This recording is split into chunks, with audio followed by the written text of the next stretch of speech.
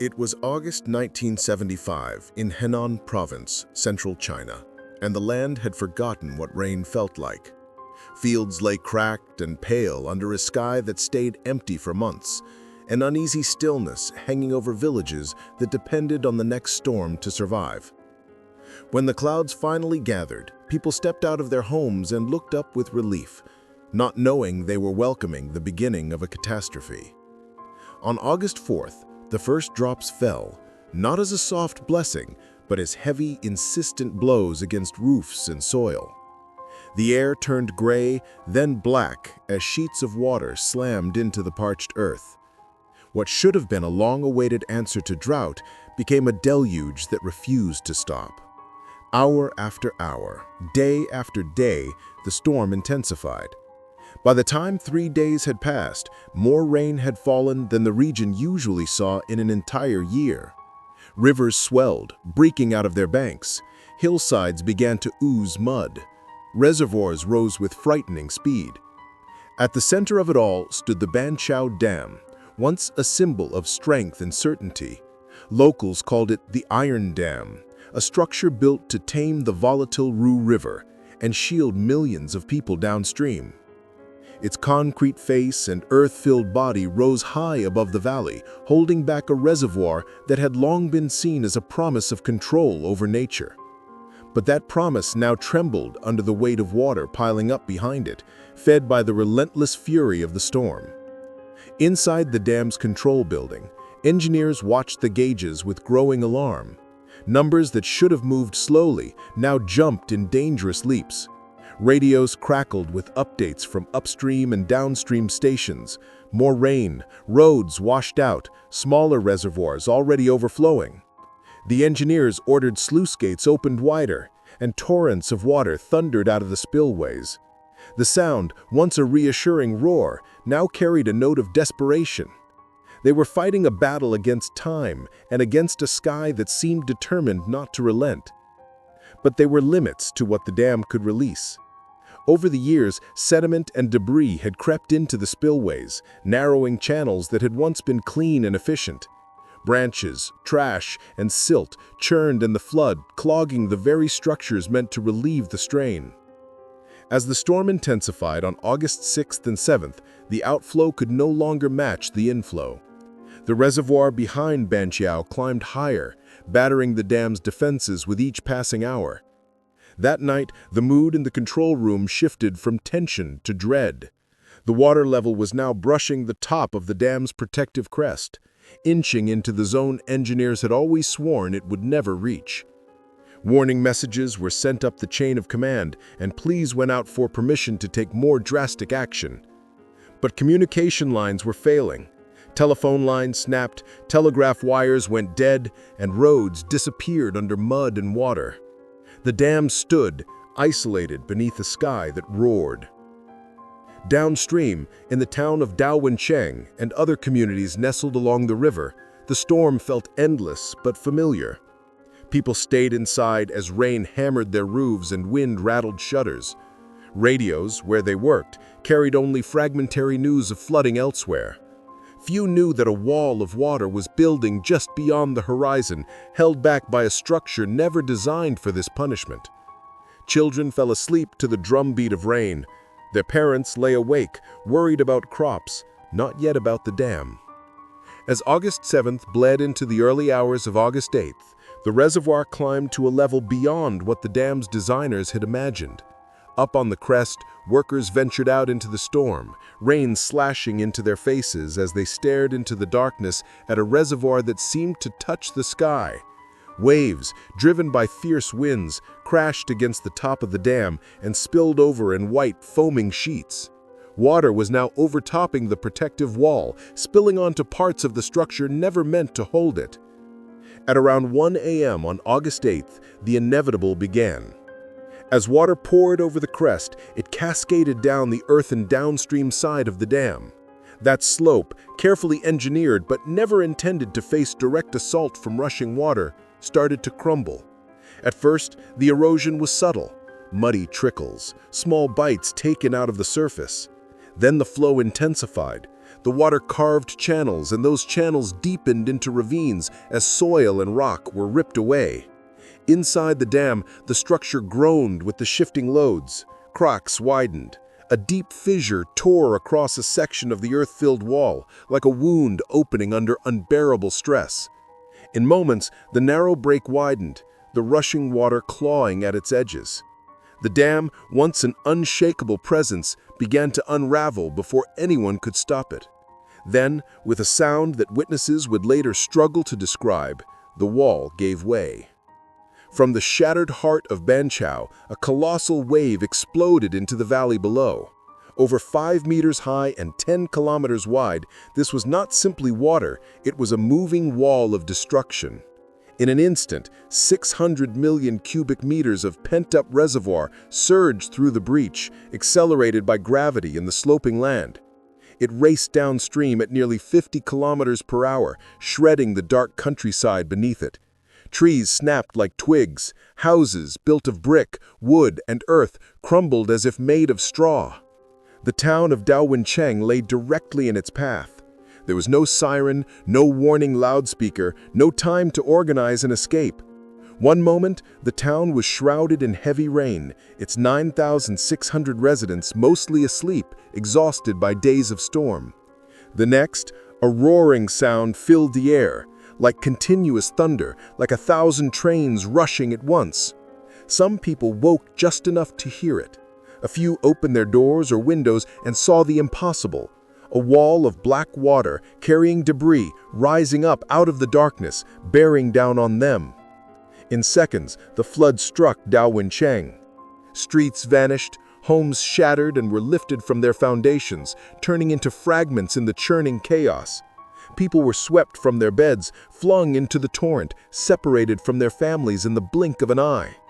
Those lucky enough to reach rooftops or sturdy trees found themselves clinging to anything solid as the water tore at their legs and threatened to rip them away. For thousands, the wave allowed no such chance. By the time it passed, Daowencheng was gone, wiped from the map. But the wave did not stop.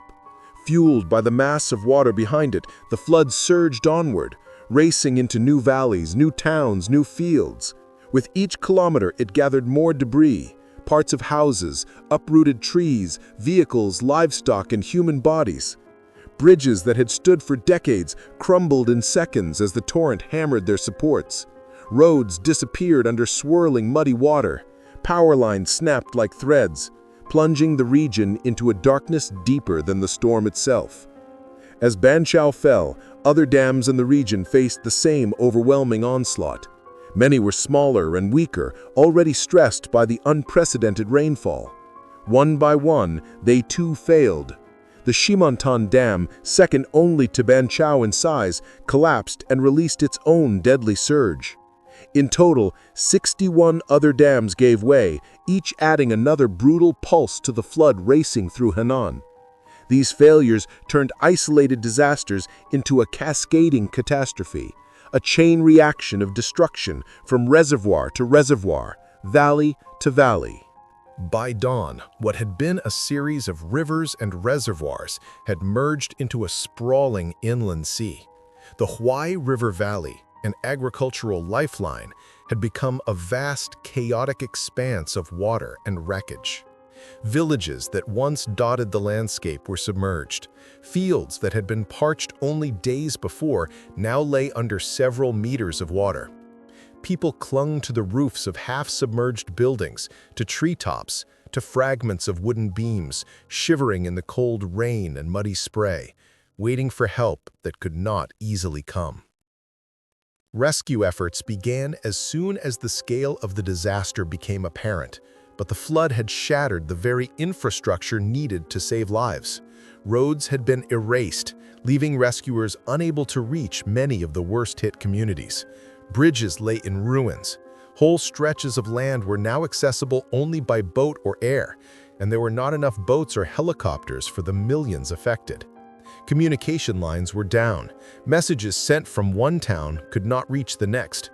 The region that had once been interconnected by roads, wires, and radio now felt like scattered islands in a hostile sea. For many survivors, the danger did not end when the water reached its peak. The flood lingered, trapped by natural and man-made barriers. On August 9th, as the rain finally weakened, the swollen rivers and reservoirs continued to strain against levees and dikes. Those earthen defenses, soaked and weakened by days of pounding, began to fail. When adjacent river dikes gave way, fresh torrents cascaded into areas that had, until then, escaped the worst of the disaster. New villages flooded. More families were forced to flee, carrying whatever they could in their arms. Over the next days and weeks, the human toll grew in ways that numbers can only hint at.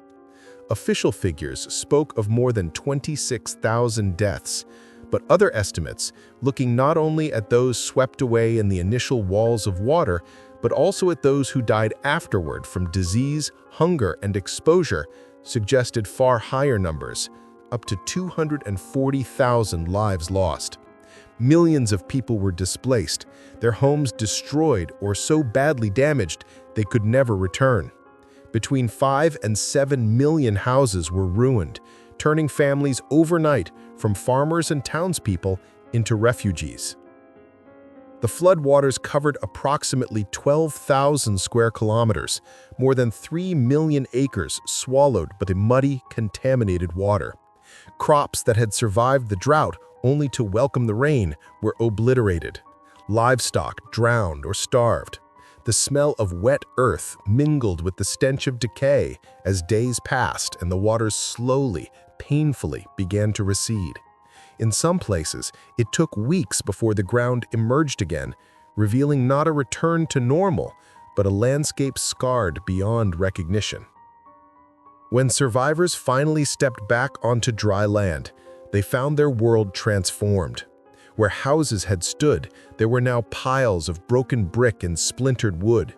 Courtyards were filled with silt and debris. Wells were contaminated. Schools, temples, and markets had vanished. Many communities were not merely damaged, they were gone. Their names remembered only by those who had fled in the night or clung to life as the flood tore everything else away. In the months and years that followed, the Banqiao Dam collapse would be studied as a case of extreme weather colliding with human vulnerabilities. Design assumptions pushed past their limits, maintenance and sediment control overlooked, communication systems too fragile to bear the weight of crisis. It was not simply a natural disaster, nor only a human-made one, but a violent meeting of the two. A typhoon's unprecedented rainfall exposed every weakness built into the system meant to protect people from that very force. Yet for the people of Honan, the disaster was not a textbook case or a line in a report. It was the night the Iron Dam broke and the world changed. Parents who had lost children, children who had lost parents, and farmers who had lost the land their families had tilled for generations carried memories that did not fade with the water. For them, the dam was no longer a symbol of pride, but a reminder of promises broken and warnings unheeded. Today, the story of Banqiao stands as one of the most catastrophic infrastructure failures in human history, a reminder that even the mightiest structures are only as strong as the assumptions, maintenance, and communication behind them. It was a story of nature's fury, yes, but even more, it is a story of human choices. The choice to build big and trust deeply, the choice to delay repairs, the choice to overlook small warning signs because the system had always held before. On that August night in 1975, those choices converged into a wall of water that swept across central China, leaving millions to pay the price. The memory of Banqiao endures in the land and the rivers that once overflowed their confines. It lives in safety codes, engineering classrooms, and emergency planning manuals. But most of all, it lives in the hearts of those who survived, and in the silence where entire communities once stood. The Iron Dam is gone, but its lesson remains. When decisions are made about walls and spillways, about warnings and evacuations, they are not just technical details. They are promises to real people in real villages under real skies. And the cost of breaking those promises can echo for generations.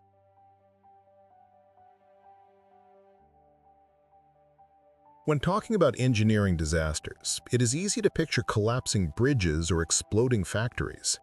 But sometimes the most devastating failures involve something as familiar as a river held back by a wall of earth and concrete. In August 1975, in China's Henan province, the Banqiao Dam and a chain of nearby dams failed during a historic storm, unleashing floods that killed tens of thousands of people and displaced millions more. This was not just bad luck. It was the result of hidden weaknesses, missing safeguards, and human decisions that did not fully account for what nature could do. Understanding this event helps explain how modern dam safety works and why everyday safety rules around big infrastructure matter. The Banqiao Dam was built in the early 1950s on the Ru River as part of a larger effort to control floods, store water, and support development in central China. It was considered a symbol of progress, designed with help from foreign experts, and later raised and reinforced, earning the nickname the Iron Dam. On paper, it was meant to withstand what planners called a 1-in-1,000-year storm, a very rare and intense rainfall event. But the numbers behind that promise were based on limited data. Rainfall records at the time did not include many truly extreme storms, so the design underestimated how much rain could actually fall in the region. In practice, the dam's ability to safely pass extreme floods, especially through its spillways, the structures that let excess water out, was not as strong as the nickname suggested. In early August 1975, Typhoon Nina moved inland and then stalled over Henan province. Instead of passing quickly, the storm poured enormous amounts of rain over several days. In some areas, more than a normal year's rainfall fell in a very short time. Smaller reservoirs in the region began to fill and overflow. Water rushed into Banqiao's reservoir faster than the dam could release it. The spillways and outlet works, already partly compromised by silt and debris buildup, could not keep up. Sediment that had accumulated upstream reduced the structure's capacity to pass water, while intense inflows pushed reservoir levels higher and higher. This meant the dam was effectively storing more water than it was ever designed to handle. At the same time, communication systems started to fail. Rising water flooded local offices and knocked out telephone lines connecting the dam operators to weather stations and higher-level authorities. Power outages and storm damage meant that key messages about just how bad the situation was did not reach the right people in time. Requests to open more gates or take emergency actions were delayed or lost. By the night of August 7th, the water level in the reservoir was dangerously high, higher than the protective wall at the top of the dam. Around 1 a.m. on August 8th, water overtopped Banqiao's crest, spilling over parts of the structure that were never meant to carry flowing water. Once that happened, the dam began to erode and weaken rapidly from the downstream side. Then came the failure.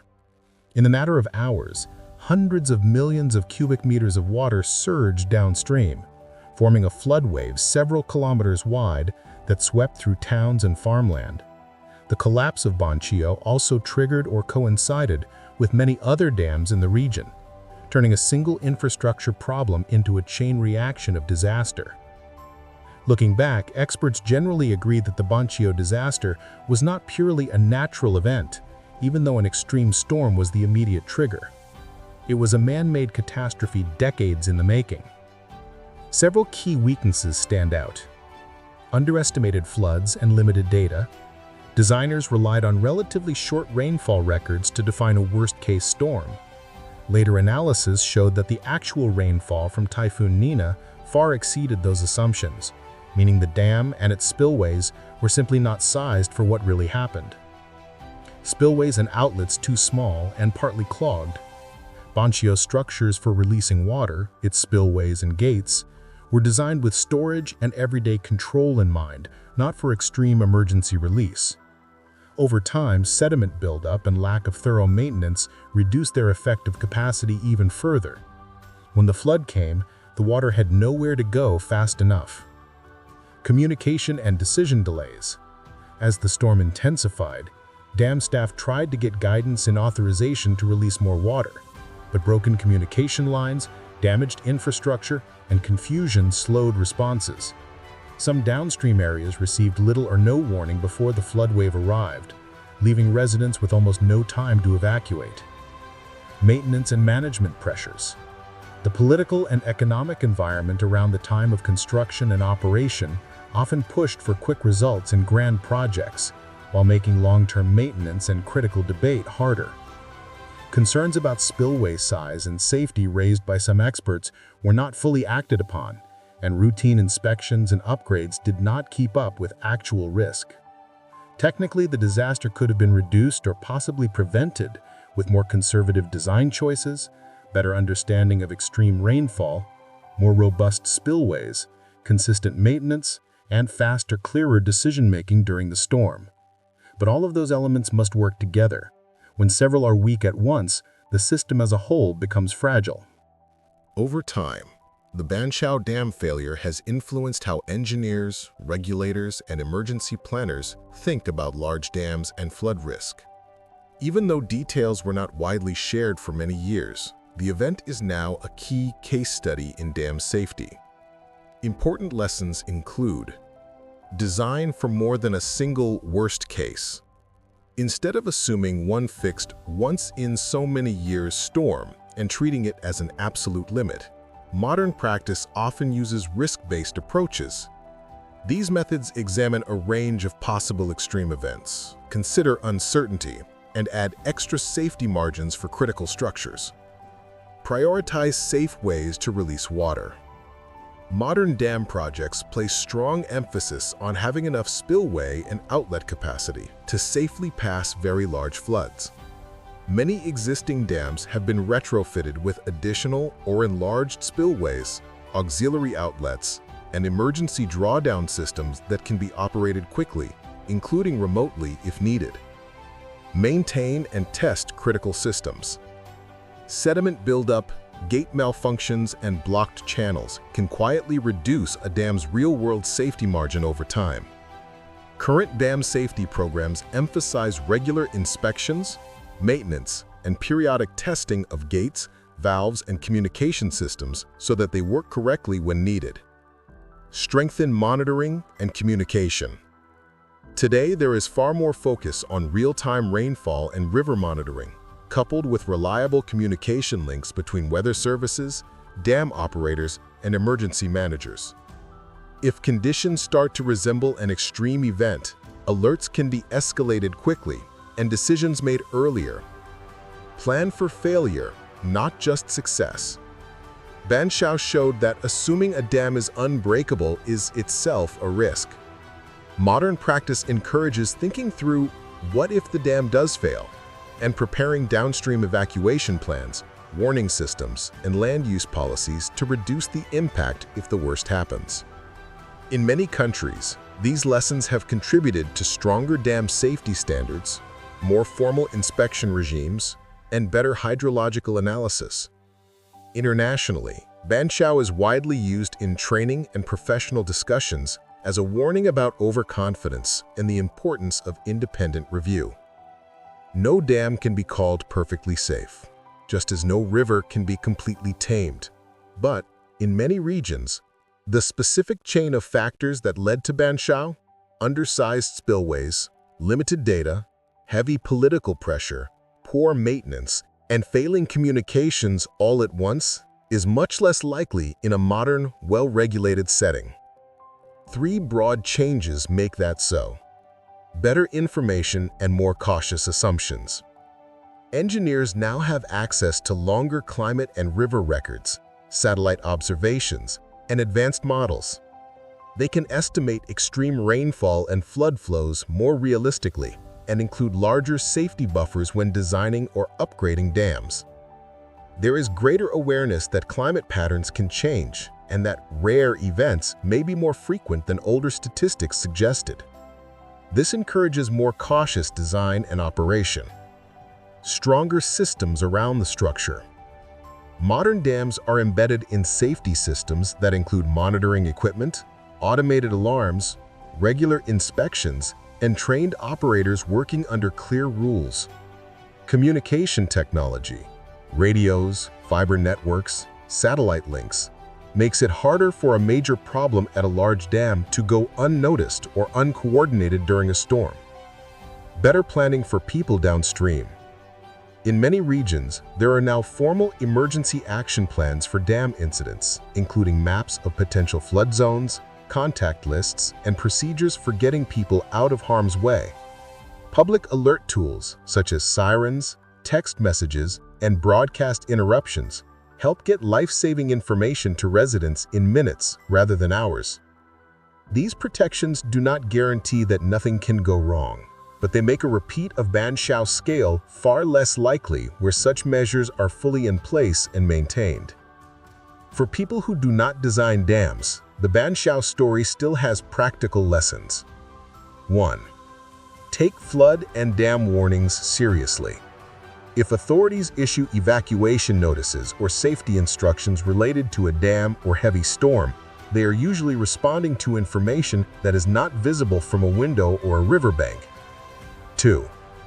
Remember that invisible systems matter. The safety of a dam depends on good data, honest reporting, maintenance budgets, and clear communication, not just the concrete you can see. Keeping those systems strong requires long-term attention and public support. 3. Support transparent, independent oversight. When large infrastructure is constantly praised as invincible, there is a risk that warnings will be ignored. Independent reviews, open discussion of risks, and a willingness to update designs and procedures are key to preventing another Banqiao. The Banqiao Dam failure is one of the deadliest infrastructure disasters in history.